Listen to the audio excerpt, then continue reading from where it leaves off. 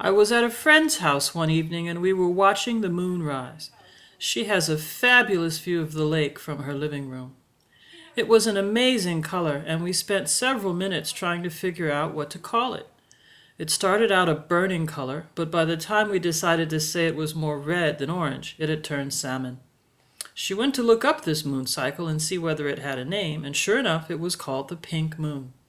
By this time it had gotten much higher in the sky, passing peach, getting paler to dusty rose, and then a sort of light pink. By the time I left, it had pretty much gone normal moon color, that whitish gray that we associate with it when we think moon. We noticed it because it was not the color we normally think the moon should be. But then, what color is moon? Our minds think it and are surprised when it's contradicted. People think the color they see when they think a color is the same one everyone else sees. That's how our minds work. Our thinking has to be contradicted before we'll even question whether we could be wrong. The truth we believe is confirmed because we think everyone else sees the same. Pretty much the definition of a societal norm.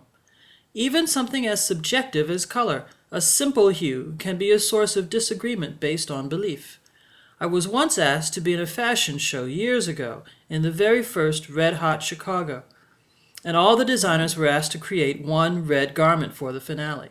Okay, fine. I sent the garments and got an irate call saying they can't accept my piece for the finale because it's not red. What? So what's red? Cherry red? Fire engine red? Red-blooded Americans? It turns out that I wasn't the only one whose idea of red differed from theirs, and so they had to accept all the pieces and just broaden their idea of what red was. The next year, they didn't want to have to continue with an open mind, so they sent out a swatch of what they called red. A friend who was a painter visited my studio, saw the swatch on the wall, and asked what it was for. I told her the story. She laughed and said, they're so silly. That's not red, it's orange. So what do you see? What do you believe? What color is this?